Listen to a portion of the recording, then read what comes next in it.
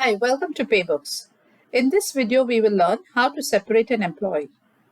The separation of the employee happens when the employee is offboarded or separated from a company. To process the separation, on the home page, click Team. Click the Offboard or the plus sign next to Offboard. Enter the employee code or name. Enter the resignation or the settlement date, that is, the day when the employee has submitted his resignation. Enter the last working day, that is, the last working day of the employee with the organization, after which he will no longer be active in the company. Enter the remarks. Select the reason for exit from the drop-down. Select the remarks for ESI reporting if applicable. You can select the reason from the drop-down. Select the FFS process type from the drop-down. There are 4 types, which is pay block, stop pay process, current month settlement, and previous month settlement. Pay block. If the salary should be kept on hold for an employee, then this process needs to be selected. The bank advice for that month's payroll will not include the employee's name. The withheld amount will also be paid along with the current month's salary, and the same can be seen in the FFS report. Stop pay process. In this case, the salary will not be calculated from the resignation month to the last working month. During the FFS process, the amount will be reflected as arrears or recovery.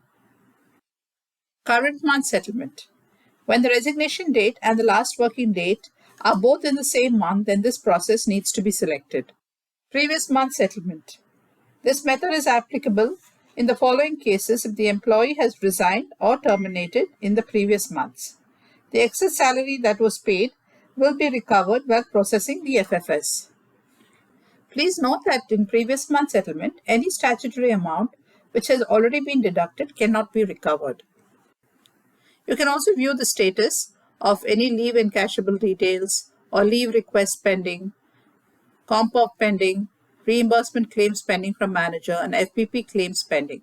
If it shows yes for any of the claims pending, the same can be followed up with the respective reporting manager and have it closed. Click Save and your separation is processed. You will now be able to see the employee under the Manage Exit tab. If you want to separate multiple employees, you can use the Import option. Click Manage Exit. Click Import FFS List. Download the template. Update the details in the Excel file and save it to the local drive. Click Choose File. Click Import and your multiple separations will be processed.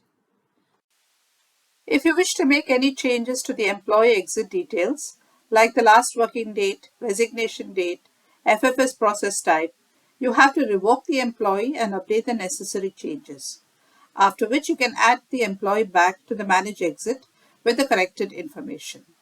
Please note you cannot make any changes to the employee's exit without revoking the employee. Once you have performed the revoke action, the employee will become active again. Thank you for watching this video and have a great day.